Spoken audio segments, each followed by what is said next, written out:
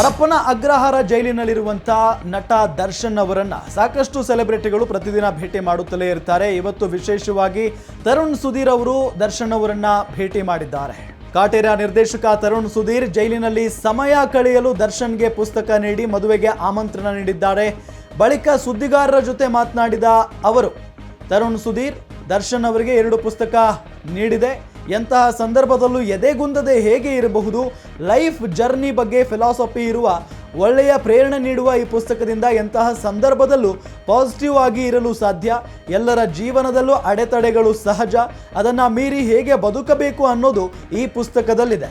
ಹಾಗಾಗಿ ಅಲ್ಕೆಮಿಸ್ಟ್ ಕನ್ನಡ ವರ್ಷನ್ ಪುಸ್ತಕ ನೀಡಿದೆ, ಮತ್ತೊಂದು ಅರ್ಜುನ ಆನೆ ಎಂಬ ಪುಸ್ತಕ ನೀಡಿದೆ ಅಂತ ನಿರ್ದೇಶಕ ತರುಣ್ ಸುಧೀರ್ ಹೇಳಿದರು.